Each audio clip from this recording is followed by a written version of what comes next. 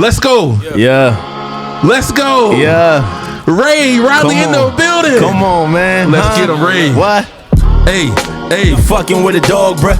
Pops gave the green light, kill him off, bruh. So now I'm eating everything that I've been touching. I done failed, got up off the ground, and I kept running. Let's this go. is nothing. Promise you ain't stopping me. Ray. Pain pushing me through it, man. I guess it's how it's gotta be. Ray. Money coming soon. Better pick him like a lottery. I'm about to blow up. Need 100 apologies. Too nasty. Better come and follow me. Get up on this wave, dog. Hey. And if not, get the fuck up on my way, dog. Okay, Ray. That's Boy, enough. you- That's enough, Ray. Get That's me enough. started, That's boy. enough. Come That's on. enough.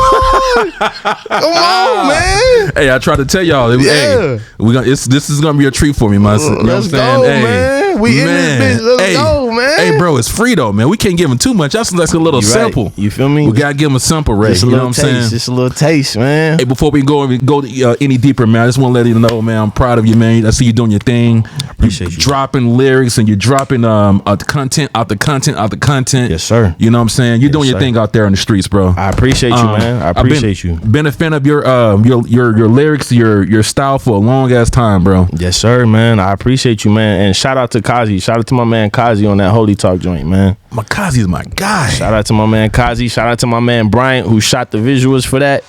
The whole thing came through, man. And I actually met Kazi here, believe it or not. That's the crazy part, man. I actually my first show out here in San Diego was actually at this venue. So shout out, you know what I'm saying, to you for allowing me to come through here. Shout out to my man Nate for putting it together, bringing me through. Unplugged Hendo Unplugged. Yes. That's where I met Kazi. That shit formulated like Voltron, man, and we just perfect storm, man. That's crazy, man. Bring back memories, man. That's what. Shout out to my boy Unplugged, Nate. You know what I'm saying? We used to do a lot of performances here for artists, up and coming artists. You know what I'm saying? And actually popular artists too. It doesn't matter who it was, but that shit used to get crazy, bro. It just got too big, man, and we was trying to find a way to grow it, and this got. I remember when we were doing it in here. I remember because it's, the venue it's a good size, but then when we got when you get 30 bodies in here, it's like, oh shit, this shit feels packed out. Yeah, you know what I'm saying? So it was getting hot and sweat. I was like, but I liked it though. I was like, the energy is good. Like I fuck with this right here. This is good. Yeah, man, it was a good time, man. That was when I first introduced you to as well. You know what I'm saying? And you came in, you killed it, bro. I was like, damn, who's this? I appreciate you, man. Yeah, and from that, I actually Nate actually brought me along to do his fashion show. Not too long ago, the Inferno show. Okay. Yeah, so that was a big time thing, and he pulled me because he saw me from that performance, and I guess he liked what he saw too. So that's how that shit formulated. But it's an amazing opportunity, man. This place got a special place in my heart, man. So man, don't stop it, man. You gonna get me emotional, bro. Hey, I will tell you this though. Nate was telling me before you came on. He's like, dude, this dude Ray is nasty, bro. He's one of my favorite, lyricists in San Diego. I was like, man, let me see this, man. Let me see, man. Everybody hyping everybody up in Dago, man. Let me see it. And I was like, dude, this dude, man, your performance is crazy too. Like your stage presence is crazy, bro. You know what I'm saying? Like, bro, I'm a fan of you, man. I've been, like I said, I've been following for 2 years, man. I've been watching everything you do, social media, everything, bro. You know what I mean? Yeah. Before we get too deep, man, I just wanted to get the your story, upbringing, like I do everybody else who come on. Are you from San Diego? I'm from San Diego, so I'm from Chula Vista. Okay. I lived here till I was about 7, 8. Okay. Then I moved to the IE. I moved to Temecula, and that's where all my adolescent years was at. So from 8 all the way until I graduated high school. That's where I was at. Then once I graduated high school, I went to college in LA. So I lived up in LA for 4 years. Then I went back to the IE for 2 years after I graduated.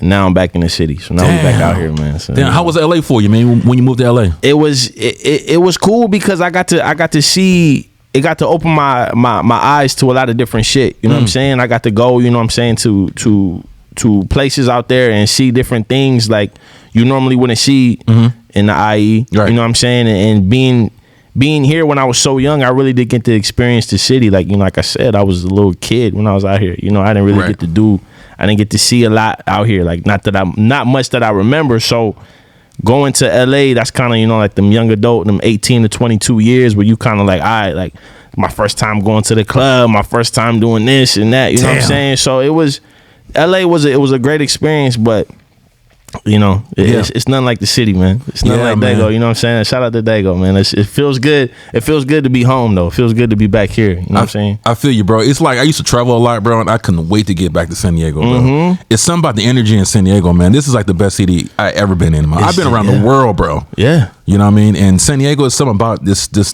the feeling when you go across that Coronado Bridge when you're flying in to Lindbergh Field, bro. San Diego is the city, bro. It's just different, man. Like you said, the vibe is just different here. Like everything, man. Like I just like it feels like home, man. Yeah. You hear it's like, this is home. You know what I'm saying? I love it out here, man. This is it right here for me. So let's talk about your music. When did you start venturing into music? When did you like start, picking up the pen, or when you start rapping? So I've been around music, man, my whole life. My pops was in the rap group called Legion of Doom. Oh, okay. Yeah. So that's what got me into it, But I was coming up though. I was a football player. Like that was I was going to the NFL. In my head, I'm like, that's it, But because I was trying to be like my pops, I would always dabble in music. You know what I'm saying? I would always write little poems or little raps and show my dad and see what do you think? You know what I'm saying? But that's how I got into it. And then over time, I just kind of continued to do it more and more. And then once I actually got to college and I got to LA, one of my partners had a microphone set up because he rapped a little bit, and then he was about to hang it up. And I was like, bro, I'll buy your mic off you for like, I think it was like $150. No way. Yep. So then he gave me his mic. He showed me like the basics of how to use it. I would just be in my dorm room from like between class and football practice. I'll be writing shit and I'll be recording, and the dorm rooms is all tight and shit. So like everybody can hear me because I'm rapping loud and I'm yelling, but I didn't give a shit. I'm like, fuck it, man. Like I really liked it. And it was an outlet for me too. Because at the time, at least transitioning from, moving from home, going to school, you don't know anybody. Right. You know what I'm saying? So for me, that transition was tough. It was, going from high school to college and then playing ball and, going away from all my friends. So it was kind of just like, I was kind of going through it mentally, and music was the one thing that was kind of like almost like therapeutic for me. So when I continued to do that, and then from there on, man, and the rest is history. Like it just continued to grow. It started to get more and more buzz. I started to do little shows around school, like little talent shows in the dormitory area. I would win shit, and then all of a sudden, like it started growing, and people on the football team was like, "Yo, you rap?" Yeah. You know what I'm saying? And I started doing videos on Twitter and shit. Back when Twitter was like buzzing, right? And then it kind of just continued to grow, and I just kept going. And then shit, now I'm sitting right here with you. That's crazy, bro. Look at that, man. You got a story, bro. What position did you play in football? Running back. Oh, you carried the rock? I was playing both ways in high school, and then once I got to college, I was like, I'm just going, running back. That was my shit, man. You know what I'm saying? I was trying to be like LT, LaDainian Tomlinson. Ooh, that was my boy. That was my boy, you know what I'm saying? Back in the day, man. Back when it was San Diego Chargers, man. Yeah. They need to come back, damn it. Oh, yeah, man. I was sick when they left, man. When it was LA Chargers, like, I mean... shout out to LA, but bring back Dago Chargers, man. Yeah, man. So, question for you: growing up, your dad, mentored you in the game and everything like that. What are some things he taught you? Authenticity. As far as the music goes, is don't pretend to be nothing you not. Okay. When I first started, I was rapping about killing motherfuckers and stabbing and shooting, and he was like, you don't do none of that. Right. Okay. You don't do none of that. Why you rapping like that? You don't gang bang. You don't do this. You play football. You go to school. You know what I'm saying? Like, rap about your life. Like, rap about what you going through. And when he told me that, I was like, all right. And I started doing it. And then it just started to resonate because a lot of people were relating to the shit that I was talking about. And it just makes it easier when you're not out here pretending, you know what I'm saying? I don't have to think as much. Like, should I say this? Should I say this? Like, nah, man, when I write, I just write how I feel. And it translates because people can relate to it. Right. You know what I'm saying? So that was the biggest thing. He taught me a lot, but the biggest and the main thing that stuck was just being authentically yourself. Just be yourself and everything else will fall into place. So that's what I continue to do now. Okay, so I want to go a little deeper into that. A lot of people rap about things like that, like shooting, killing, right? Pimping, whatever it is, because this is what a lot of people want. Do you think, since you're not rapping about, the popular trending stuff, does it hurt your, music career at all? See, the thing with that, I feel like what I'll say is this: if you come from that, there's nothing wrong with you rapping about that. If you come from that, okay. If you from that, if you partake in that, if you that's your lifestyle, that's you. You know, you being authentically yourself. Do I feel like it hurts me? I don't feel like it does, because that's not. If you can't relate to the shit that I'm talking about and you're not feeling it, then that's okay. That's not for you, right? You know what I'm saying? There's plenty of music out here. You feel me? It ain't. You know what I'm saying? You ain't gotta be.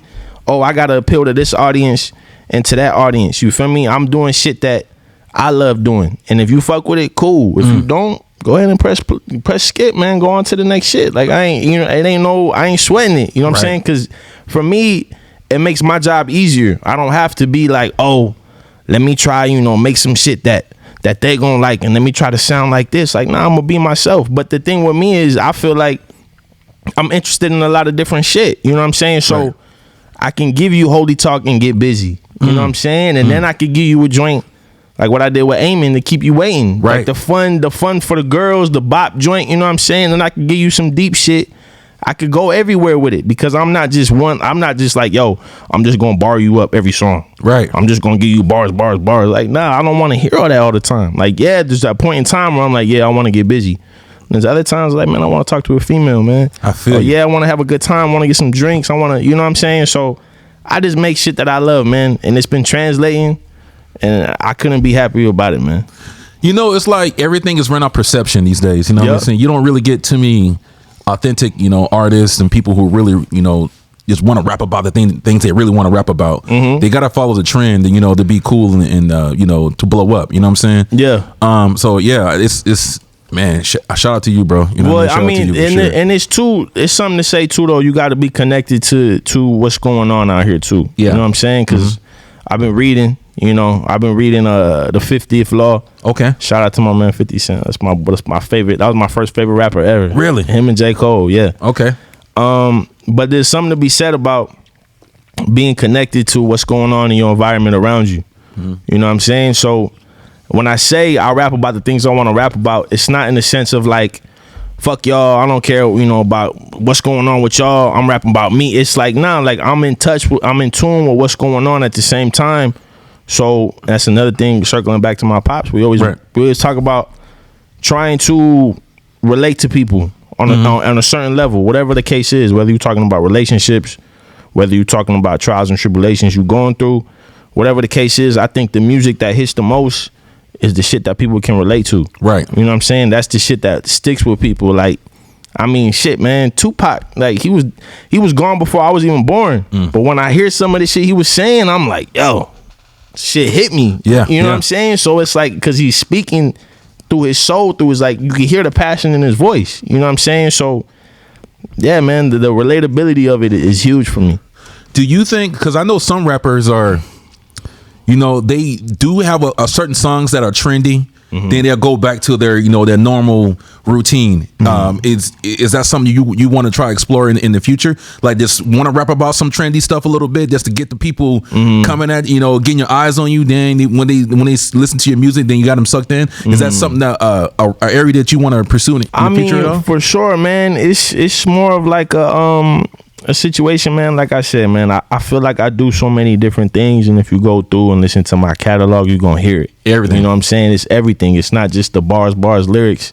It's the fun shit. It's the party shit. It's the talking to the females. You know what I'm saying? The deep shit. The Bring Me Peace is another song that hit like crazy. That shit got played on Sway in the Morning. Really? It got played on Sway in the Morning. And it got played on it's a segment they called Get in the Game or something like that. You know what I'm saying? Where they play your record, and then people from all over the country call in and they say, yo, put them in the game or keep them on the bench, like if they fuck with it or not. And they said the lines was buzzing. Everybody that called in, shout out to my man Conway, Griselda. Yeah. He was on the phone listening to it, and I was talking with him on Sway in the Morning, and he was like, yo, this is crazy, man. And everybody was showing love to it, but that's another joint that just, it's relatable. Yeah. Dealing with my demons every night before I sleep. I've been living wrong, but I pray my soul to keep. You know what I'm saying? It's like shit like that is like talking about depression. You know what I'm saying? Like, it's just relatable shit. So I said, like, there's so much shit I can do, man. I don't feel like I'm one dimensional. I don't feel like, it's just, you got to just stick with this. Like, nah, man. Like, so when people listen to my shit, they gonna find it. You know what I'm saying? And I heard because I study a lot of artists. I study a lot of successful artists. Right. And I heard Russ. Shout out to Russ. I'm a fan of Russ too. He said something to the extent of, and I'm paraphrasing, but he kind of equated it to Game of Thrones, right? Right. Like when Game of Thrones was buzzing at first, it was like, you know. Then like 5 seasons deep, people start catching on, and they find like 2 or 3 episodes on the back end, and they got a whole 5 seasons they could go look at. You know what I'm saying? Because there's a catalog. So that's how I approach my music. I go, you may not know about me right now. 2 years, 3 years down the road, you're gonna hear about Ray Riley. Right. And you're gonna go back to 2023. Find out I've been popping. I've been nice. I ain't gonna lie, bro. You know what I'm saying? I'm not gonna lie. That's how, when I discovered you when you came here, I start listening to you. I start binge listening. You know what I mean? You're 110%. I start listening to everything that you recorded. I appreciate you, my man. I appreciate you. That's the mentality I have. That's why when I put shit out, I don't get too caught up in the numbers, the instant gratification numbers. Like, you know what I'm saying? I don't get caught up in, this YouTube video only did 700, 800. Right. Man, because I know once this shit catches, people gonna go back and they gonna be like, yo, we wasn't on this shit. Like, this is crazy. Right. You know what I'm saying? So that's the mentality I have with this shit, man. So that's how I approach it right now. I'm just building my catalog, so when y'all do finally hear about Ray Riley, you're gonna go back and see, right, oh, he been nice. He been like that. So coming up, give me some artists that influenced you. Coming up, man. You already said J. Cole and J. Cole for sure. Yeah. 50 Cent. 50 Cent was like, that's like my spirit animal, man. Oh, I heard that. If I could be like that, you know what I'm saying? But I ain't come up in that environment. You know what I'm saying? So, but 50 Cent, J. Cole, Kendrick, Drake, the 3-headed monster, Jay-Z. I knew you were gonna say Jay-Z. Man, 100%. I'm gonna tell you why. 100%. I'm gonna tell you why I see you. Why I know why you're gonna say Jay-Z. Like when I watch him when you perform live, you got some of his movements, bro. I love Jay-Z, man. You be like this. That Jay-Z, when you be performing, I see you be flowing like this, man, and you got that Jay-Z little. He literally is the blueprint. He literally is the blueprint for music, for hip hop. That's what everybody is striving to be. It's Jay-Z, man. Jay-Z has a huge influence over how I tried to emulate my sound coming up. Okay. Down to the way I try to dress, down to everything, man. Like Jay-Z was that guy, man. Who I said Jay-Z, 50, J. Cole, Kendrick, Drake, Tupac, Snoop. Sheesh. Like all these dudes, man. Like I could just go on and on. There's so many people out here that I get inspiration from. Yeah. You know? There's so many artists, but the reason why I put J. Cole at the top for me was because he was the first artist that I heard in my life that I felt like I could really relate to what he was saying. You know what I'm saying? Like the shit he was talking about and the things he would say in his songs. Friday Night Lights is probably my favorite album of all time, arguably. I'll say second. Get Rich or Die Trying is my first. Damn. Get Rich or Die Trying is the best hip hop album ever made. We could argue about it anytime y'all want to. I mean, I can't argue with that. That's a good album. That one changed my life too. It ain't got no skips, man. But Friday Night Lights, man, is one of my favorite albums of all time. And like I said, man, he was just the first guy that I heard that I could really relate to the shit he was talking about. You know what I'm saying? And I just felt the things he was saying, and he was just nice. His pen was nice. Everything was just like, yo, like I could see myself, like I could see myself in him. You know what I'm saying? So it to me, that's the one that stuck with me the most, and that's the one especially when I first started, like a lot of my shit really sounded like him. Wow. A lot of my shit really sounded like Cole, you know what I'm saying? And it took me time to start developing my own sound, and I'm still working on bettering my craft every day. Every day. You know what I'm saying? I don't slow up. Like I'm still, like how we were talking about before, like I'm still trying to stay on top of the content. I'm still trying to stay on top of the music, the lyrics. I'm still trying to stay on top of the formulating of the songs and everything, man, down to even mixing, mastering shit myself, and just everything. Like I'm trying to be a better artist every day. I heard that. You know what I'm saying? So it's a grind, man. What about 50 Cent? You said 50 Cent was your spirit animal. What are some things that 50 Cent taught you or inspired you from? So like I said, I'm reading this book, The 50th Law, man. I would say with 50, it's just the fearlessness. The fearlessness of well, one, his sound, you know what I'm saying? I feel like there's very few people that can make a better song than 50 Cent. You know what I'm saying? His song making capabilities is second to none. But yeah, man, if I had to choose a quality about him that's the most inspirational, it would be the fearlessness of 50 Cent. You know what I'm saying? I feel like even reading this book, it talks about, you know, putting yourself in uncomfortable situations to become comfortable, and that's a concept that a lot of us know. You know what I'm saying? And I understand that even coming up in football, but to see it formulated and to read it in the book and to see how they and Robert Greene putting it together and how they, you know, articulate it, and they putting yourself in positions that you may be uncomfortable with or you may be afraid of, you know what I'm saying? And I equate it to like when I performed at the Apollo. Right. I went up in Harlem, performed at the Apollo. Ooh, you? Yeah. Oh, shoot. Yeah. When I was bro, how was that? Man, dog, let me tell you, man. That? So bro, I need the full like detail, I got you. Everything, bro. I got you, man. Wow. So how old was I? I was 22. Right. I was still in school. I think I was a senior when I was in college. So I got an email from the Apollo because I did a shout out to Jammin' 97, shout out to Jammin' 95.7 out here. Right. Radio station. I performed at the radio station. I did like a little live, you know, freestyle. Yeah. Spit 16 bars. They put it up on YouTube. Then I don't know, all of a sudden I got like, you know, maybe like 5 months later, I get like this email from the Apollo saying you have been chosen to perform at amateur night. No way, bro. But I go like this, I'm like, I don't even know. I ain't signed up for no Apollo. Like I ain't. But then I found out later on, my mom said she took that video and she just sent it in just like off a whim. No. You know what I'm saying? So I'm like, all right, like, you know, whatever, right? So I get it and I'm like, what the fuck is this, the Apollo? Like I've heard of it before. Showtime at the Apollo, like I've heard of it. And I'm like, this might be some bullshit. Right. This might be fake. You know what I'm saying? But I'm like, all right, let me look it up. Let me just see the email. Let me look into it. And I start looking into it and I'm like, oh, like this is some shit, right? So I'm like, all right. So then as soon as I hear that, I make a song. I write a song specifically for it. And I'm like, okay, cool. So then we fly out to the East Coast. All my pop side of the family's from the East Coast. My pop's from Brooklyn. So we stay with my auntie in Jersey. We get fast forward to the show, right? We got rehearsals, right? Before we got to do sound check, all that. So you know, at the Apollo, it's like it's different acts. Like you got comedians, you got dancers, singers, boom, boom, boom.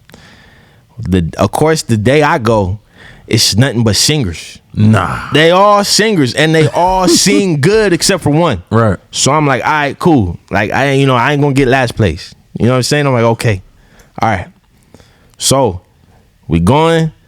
Mind you, I'm nervous as fuck. We in backstage. How old were you? I'm sorry. How old were you at the time? I'm 22. 22. So, and before I get to that, we do the rehearsals, right? They let you break for like an hour and a half. So we go across the street, eat, whatever, right? I went with my pops. I remember we went, I was talking with my pops. I don't even know if we was like in the bathroom. I was washing my hands or something. And he was like, hey man, they gonna boo you. Just keep going. Damn. I said, what? I said, what kind of motivation is that, man? And I said, hold on, bro, what? I'm already nervous as shit. And he's telling me, they gonna boo you, man. Just keep going. I said, oh my God, bro. So now I'm on 10. Now I'm like, my whole body's like shaking. I'm like, bro, I'm nervous as fuck, man. So then I get backstage, right? I see the clips. They start showing all these heavy hitters. They start showing Denzel, Chris Rock, Lauryn Hill. I mean, the list goes on and on. These heavy, like I'm talking about like iconic figures on the Apollo stage, right? Rubbing the tree stump, all that, right? I'm like, fuck. So then I'm backstage, right?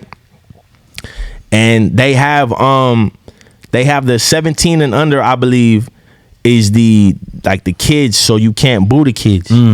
I ain't know that, right?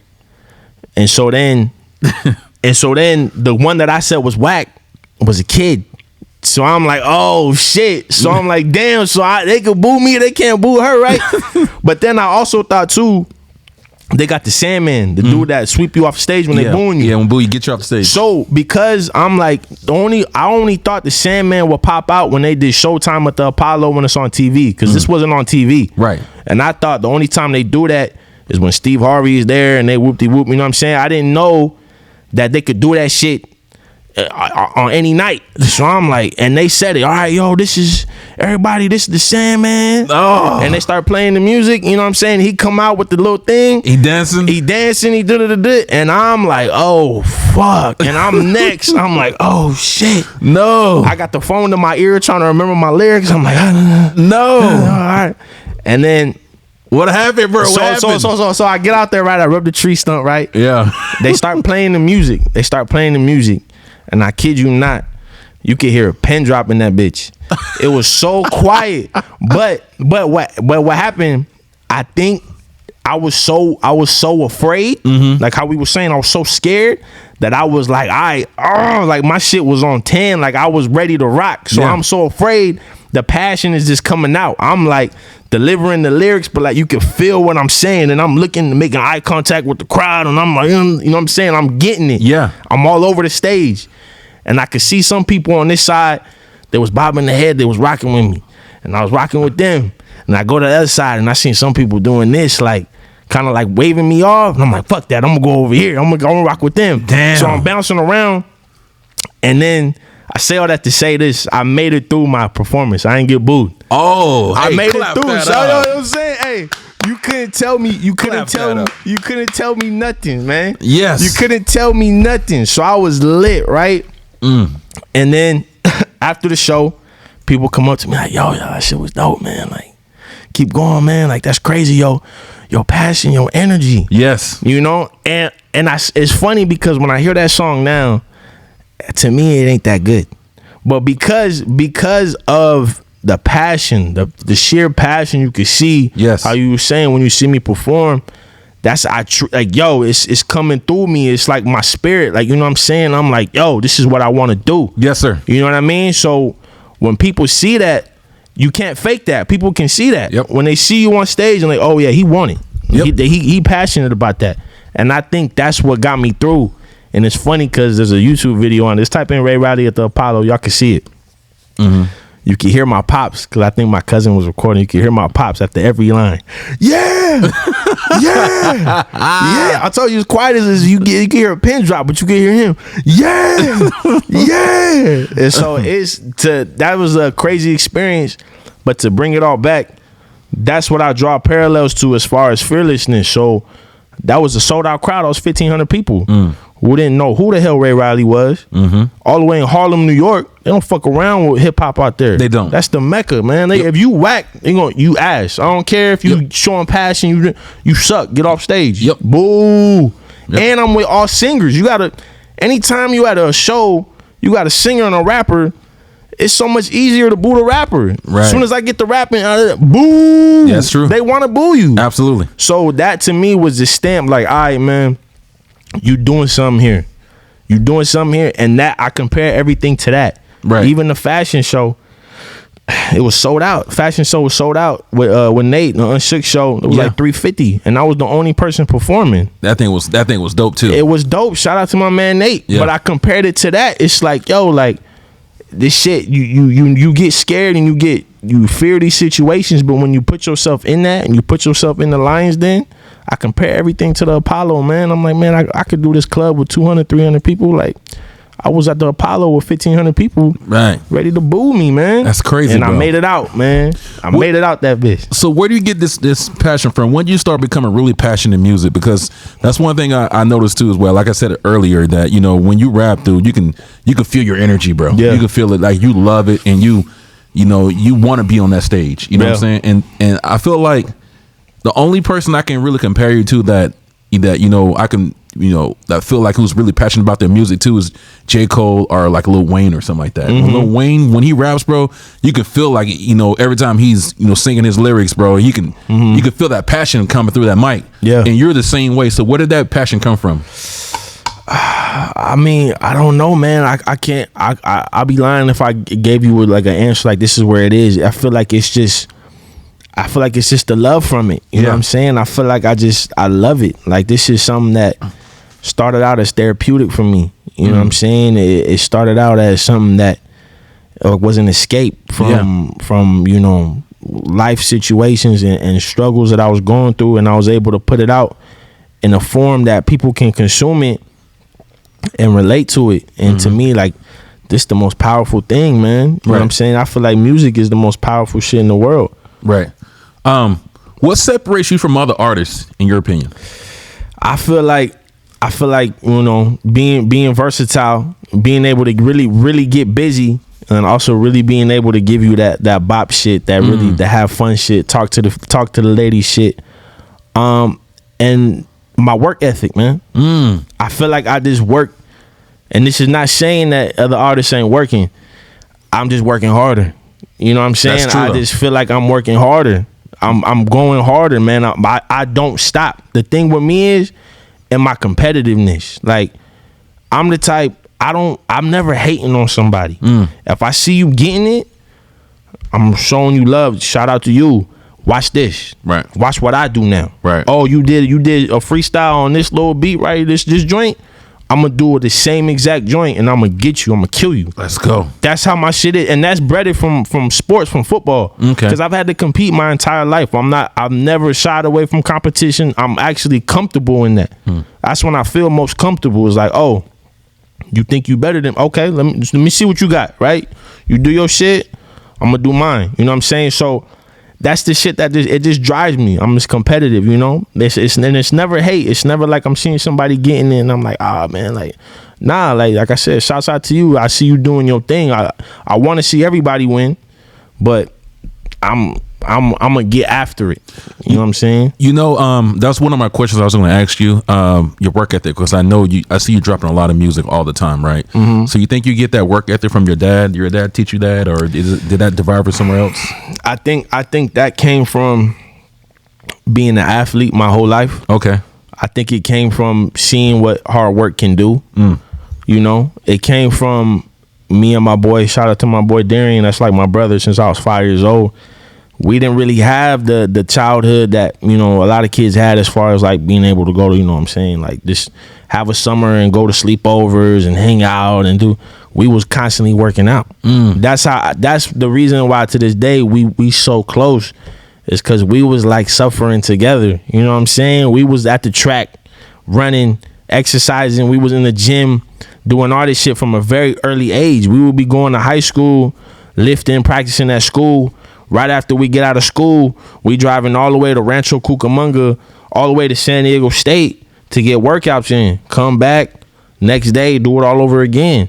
So I think the work ethic came from being an athlete and seeing what it can do, because when I put the work in, it was night and day. You know what I'm saying? The talent level, the level was just different. You know, and I think at that point it became embedded in me. It's like now it don't feel. If I go too long without doing something music related, my body feel funny. Yeah. You know what I'm saying? Like I ain't wrote a song in a minute. Like what the fuck? Yeah. I ain't put out a video in a minute. Like that shit. You know, it don't feel right. You know, something feel off. It's almost like going to the gym. Like, yo, I ain't gone to the gym in like 3 days. Like this shit, my body feel weird. You know what I'm saying? So it's just at this point it's ingrained in me. It's like it's a lifestyle. It ain't even something I do. It's who I am. Yeah. You know. Let's talk about dropping music. How often should a rapper drop music to stay relevant? I feel like as much as they can, with quality. Okay. You know what I'm saying? I feel like you need to, at least from my personal opinion, definitely continue to stay working and put out as much music as possible as you can, but make sure that it's quality shit. Don't just be putting out shit just to stay, just to say you put out a song. You feel me? Like you've created a fan base for yourself, and it's your job to keep that fan base and to grow it. Right. You know what I'm saying? So in order to do that, you got to constantly drop shit, or you got to be able to market yourself. Because I feel like nowadays, man, obviously in the environment we in now, it's 90% marketing. 1,000%. You feel me? Like, yeah, the music got to be right, but there's a lot of motherfuckers that can rap that don't nobody know. And there's a lot of motherfuckers that can't rap that everybody know. Preaching, bro. I don't gotta say their names, but y'all know who they are. You feel me? So it's a lot of it is marketing, man. So, but that's just something that you don't learn right away. At least for myself, like it took me a lot of time to understand that side of it. It took me a lot of time to understand, like, hey, man, you got to be consistent on social media. You got to consistently be posting. You got to consistently be, you know what I'm saying, showing yourself, letting the fans see this. You know what I'm saying? You got to, but it has to be quality. Don't just be putting out this bullshit just to put it out. You know what I'm saying? So that's an aspect of the game that I'm starting to learn as I get older. Right. Yeah. The one thing I think a lot of artists they miss out on is the business side of it too. You know what I mean? So 100%. I think you are the business. You know, you got to learn business. You know what I mean? Let's switch gears. So let's switch gears a little bit and let's talk about the San Diego music scene. Yeah. What's your thoughts on the San Diego music scene right now? I was waiting for this question. I ask all the artists this. Yeah, it's the question, right? Talent. That's the first thing I'm gonna say is talent. There's so much talent out here, man. There's so many talented artists that I've heard, that I come across on my social media, that I see all the time. I think it's just a matter of collaboration. I think artists out here gotta collaborate with each other, and we also have to be conscious of not just staying in this bubble of San Diego. You know what I'm saying? As far as like doing shows, don't just be doing all the shows in Dago. Make that push out to LA. Make that push out to up north in the Bay Area. Make that push out to wherever you got to go to and rep the city. So that way when your sound pops and you blow up, you bring attention back to Dago.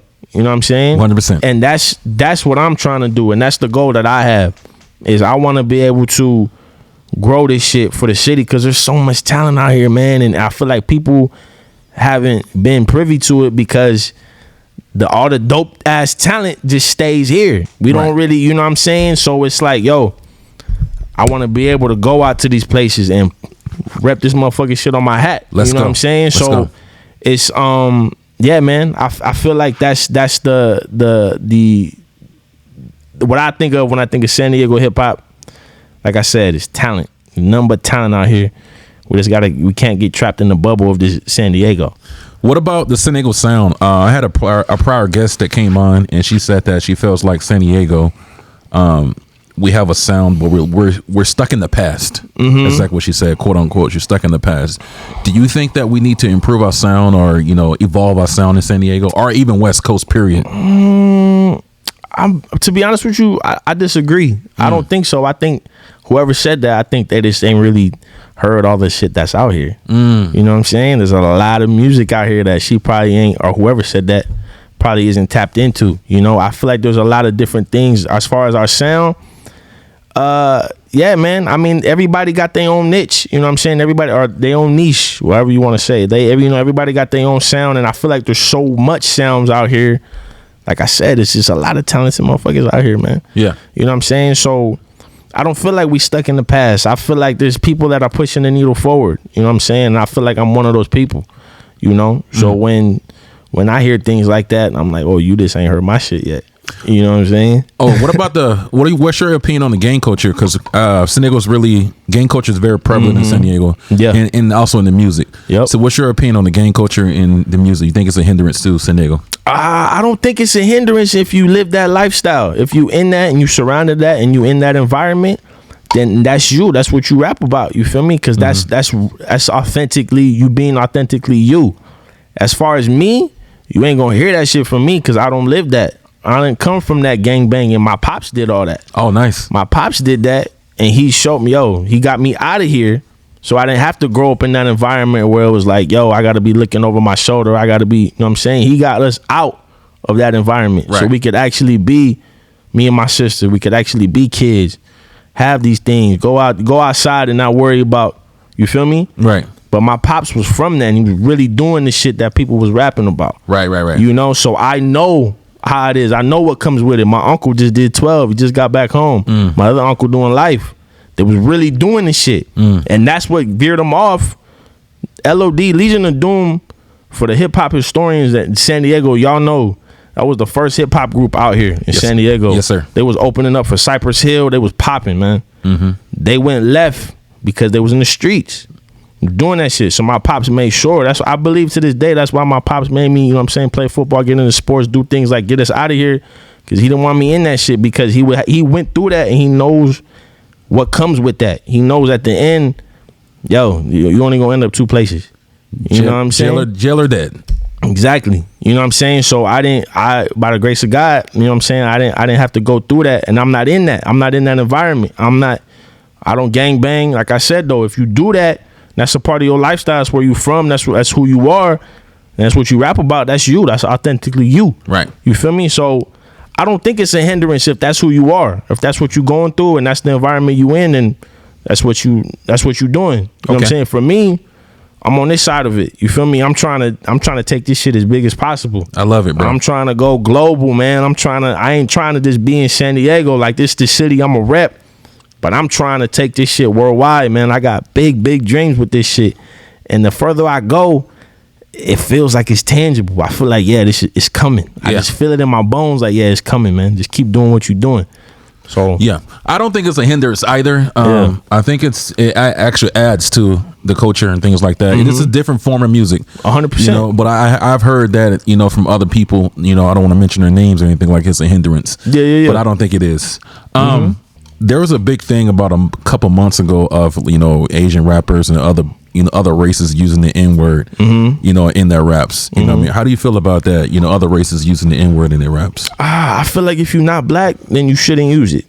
You feel me? I mean, that's just my personal opinion. You know what I'm saying? And for me, like I said, my pops, I'm mixed. You know what I'm saying? So I feel like, and I was raised by a black man. You know what I'm saying? So it's like, for me, that's how I feel about it personally. I feel like, you know, if you don't have it, if your mom or your pops is not black, you probably shouldn't say it, man. You should probably stray away. You should probably write something else on that bar. Right. You know what I'm saying? But I mean, you know, that's for a whole nother. I'm sure you can make a whole nother podcast about that.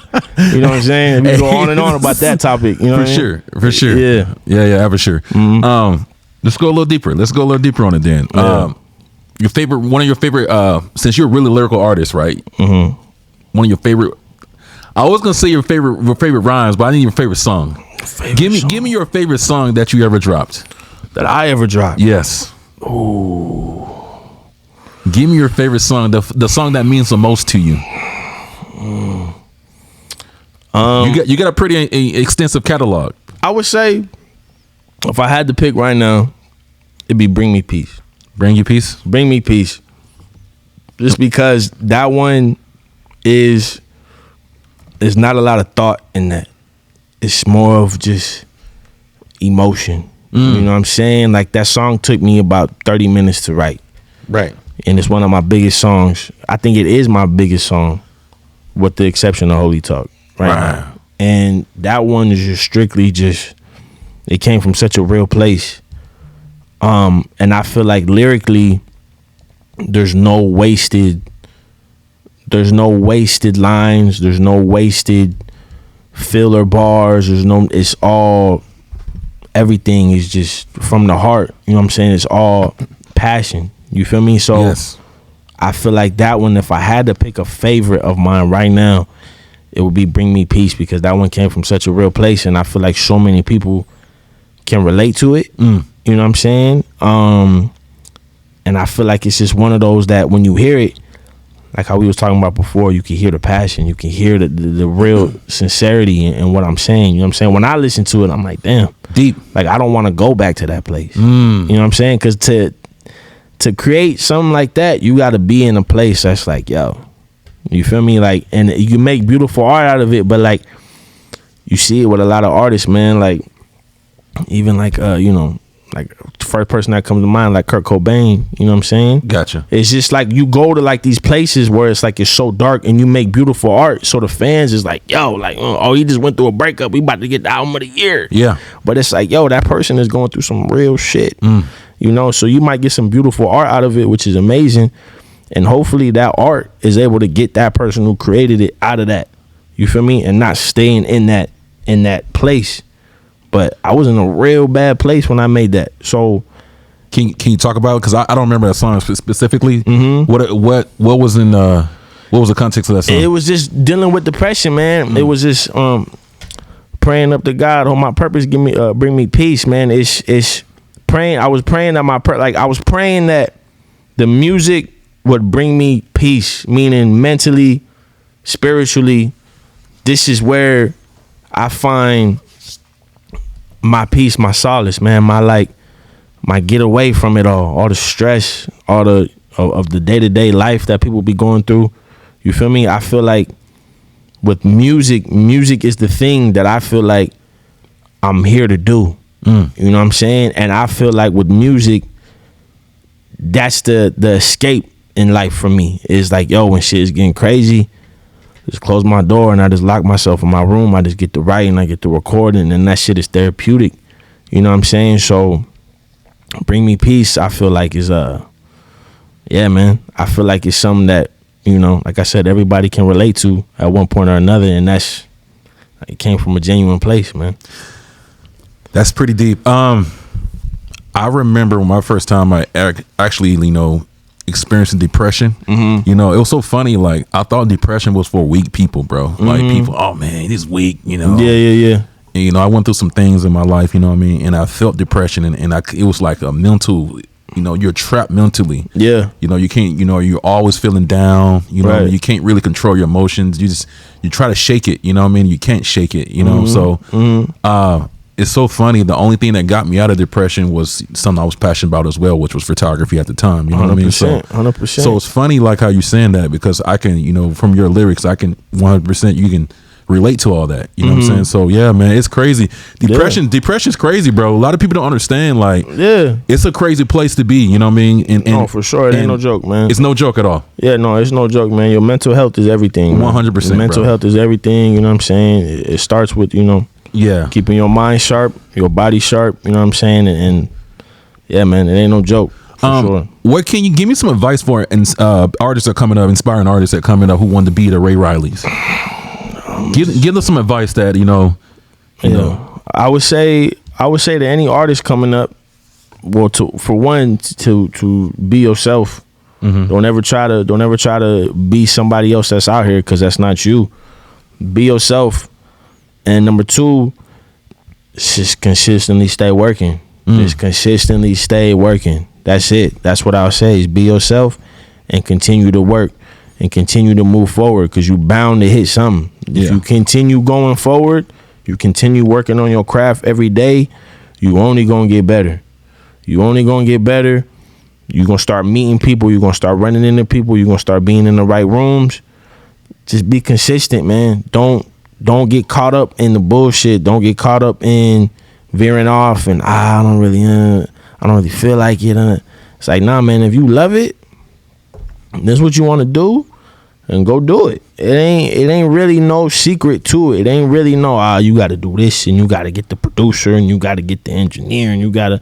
If you really want to do it, you're going to find a way to make it happen. Right. You're going to find a way to make it happen regardless of where you at, what you on, what you doing. You're going to find a way to make time for it. Yeah. Just be consistent, man. Just consistently keep pushing the needle forward, man. Keep working every day at it. That's my advice to whoever's trying to make music and whoever wants to be an artist, is just start consistently. Just keep doing it every day.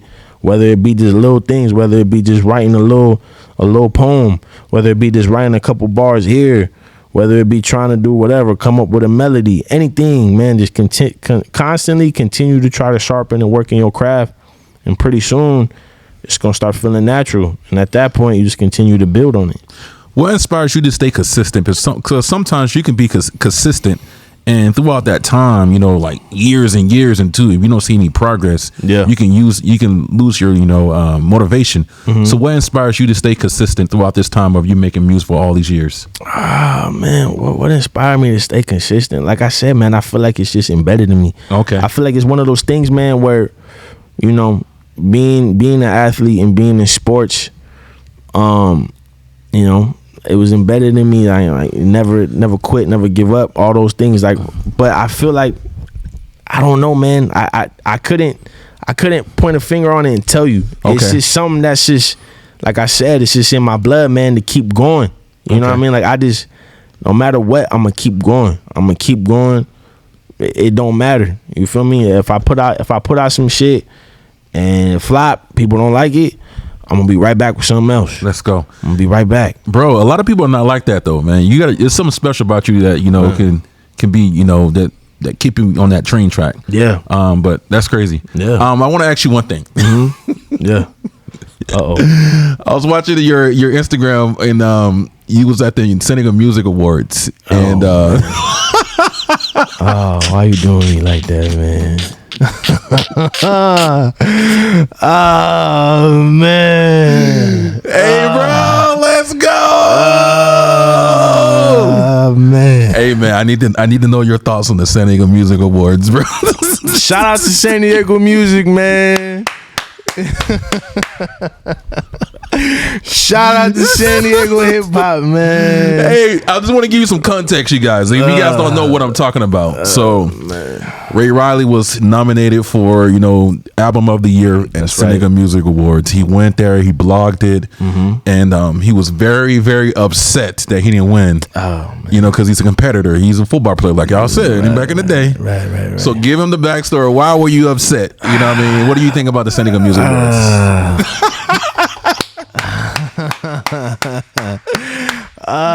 Listen, man, like I said, man, it was a I'm grateful for the opportunity to even be there and have been nominated. Shout out to them for that. What I'll say about it is, of course, like I said, I'm a competitor, so losing anything is not. I'm not good at losing. I don't like losing. What can I say, man? They gave it to somebody, you know what I'm saying? Shout out to the winner, hey, man, I want to say a lot, but I don't all I can say is shout out. He's skipping over everything. All I'm gonna say, man, is I feel like I feel like I'll say this. I feel like it's politics involved, right? And I feel like this too.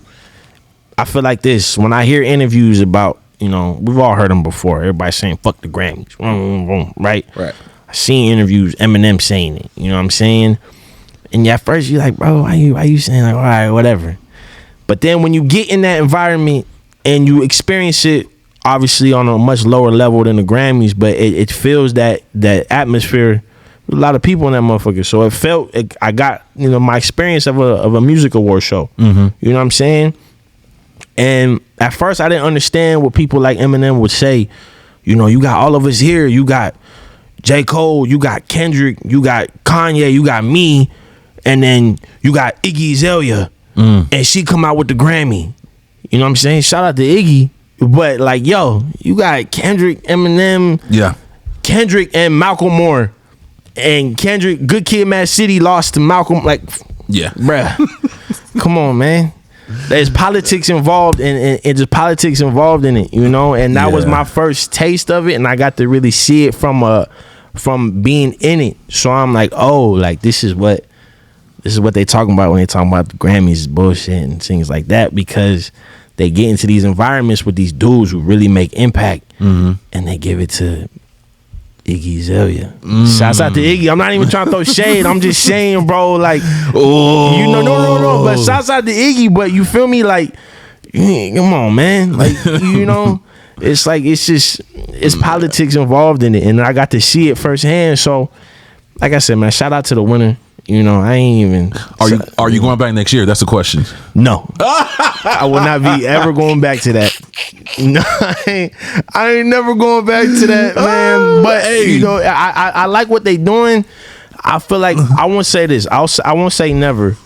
I'll say the minute they start really doing their due diligence when it comes to the hip hop category of San Diego, and you start seeing guys who really, really deserve it, and guys who we've heard about in San Diego hip hop, that's when I'll be paying attention. But right now, I don't feel like the people who are a part of that are really doing their due diligence when it comes to this genre of music out here. I feel you. That's how I feel about it, man. But shouts out to San Diego Music, man. Yeah. You trying to get me in trouble, man? Trying to catch me slipping, damn it. Bro, I watched that. I was like, hold up. Oh man, I was like, hold up. But I know her producer. He's hella cool, so that's my guy. Say shouts out, man. Shouts, like I was saying, I'm not even trying to throw shouts out, man. Dope producer though. All love, baby, all love. Upcoming projects. Let's talk about your music a little bit more before we head out. Let's talk about your upcoming projects. You got any fire? What you got planned coming up? Got an album coming out soon, man. Okay. Album coming out very soon. It's about 90% done. Oof. You know what I'm saying? I wanna be putting it out in the next, I wanna say 2 months. Let's talk about it, man. Let's dive deep in this album, man. What is it about? It's gonna be 10 tracks. Okay. I just put out this pack. It's called a pack for her. Okay. It's for the ladies. I've seen that. 4 songs. You feel me? This is back into the shit. This is back into the gritty. You know what I'm saying? This is back into the, I don't want y'all to forget because I made these couple love songs that I can't get busy. Right. And give you the holy talk shit. You feel me? So that's what this is. Like I said, it's 10 tracks. I'm planning on doing a listening party for it. You know what I'm saying? So we keep be on the lookout for that. Yeah, man. And we just gonna continue to work, man. We're gonna continue to put out these visuals. We're gonna continue to put out this dope ass music and just keep growing, man. Standout track on that album. Give me one song on there. Of course we will listen to everything, but give me one song that we should be listening to. Promises. Okay. Promises is in my heart. I mean, wait a minute. I ain't gonna say that. that one. But there's another one. It's called. I ain't even gonna say the title. When I drop the track list though, y'all gonna trust. I think that's gonna. No. I know that's gonna be the one. Let's go. That's gonna be the one. But the one I will say out loud is Promises. That one sounds totally different. It's some different shit, but it's one of my favorite songs that I've ever made. Promises is definitely one, but the other one I ain't even gonna say the name, but that's the one that is gonna be the. That's gonna be the one. Wow, that's suspense. Gonna be the one. Oh yeah. No, be on the lookout, man. He gonna leave us in suspense like that. Leave the cliffhanger. You know what I'm saying? You gotta keep. You got a little taste, man. Man, that's dirty, bro. Come on, man. A little taste. It's gonna come soon, though. It's gonna come soon, baby. On the trip, man. When are you planning to drop this so we could be looking out for it? I want to do it in July, man. Okay. I want to do it in July. Like I said, we still waiting on it to get done. Like I said, it's 90% done. We almost there. Yeah. I'm aiming for July, but just be on the lookout. I'm for sure gonna be announcing it. So this album's, like you said, is it gonna be more like slow songs, that type of thing, or no R&B? Okay. So are we getting lyrics on this one too? We getting to it, man. We getting to it. Damn it. We getting busy, man. Hey, you got any collaborations? Got some collaborations on there. I ain't gonna tell you what. Damn, it's suspense. You gotta be on the lookout, man. We can't get a Hendo Unplugged exclusive. Listen. Okay. It's gonna be some shit, man. Right. I said it's gonna be coming out soon. 10 tracks, 10 new songs. I'm excited, man. I'm excited to do it all over again, man. I'm excited to get after it, man. I love this shit. Man, I'm gonna tell you, I appreciate you, man, for coming on, bro. Like I say, bro, I've been. Ever since you came here, bro, I've been watching you. You're doing your thing. I love your energy. Yeah. You know, I love the passion that you deliver, you know, and when you be rapping and stuff like that, you know. So, man, I'm just a big fan, man. I appreciate what you're doing, pushing the culture forward, adding a different genre of music, you know what I mean, and diversifying the community, you know, because, like I say, your shit's different from everybody else, you know what I'm saying? So, keep killing it, bro. You want to add anything before we out? Nah, man, I appreciate you for having me on here, man. Like I said, I've been seeing a lot of heavy hitters from Dago sitting in this seat, so it's an honor to be a part of this and a part of what you got going on here, man. And it's like I said, man, we're gonna keep this shit going, man. You know what I'm saying? Stay tuned for more shit. This is a journey, man. I appreciate everybody that's been supporting me so far, and I just want to continue to grow and take this shit as big as possible, man. So let's get it. We got Ray Riley the Great. Yeah. Nasty lyrics. Please go check him out. You ever heard him? Yeah. You know, Real Ray Riley on Instagram, right? Really Ray Riley. Really? Follow me at Really Ray Riley on all the socials. That's IG, that's TikTok, that's Twitter, all that shit, man. Follow me at Really Ray Riley. Big Hendo Unplugged, Real Ray Riley, Really Ray Riley, Ray Riley the Great. I call him Ray Riley the Great. Yeah. Check him out, man. We appreciate you guys for listening to this interview and joining us tonight, man. We'll see you guys on the next episode. Yeah. We out. Yeah.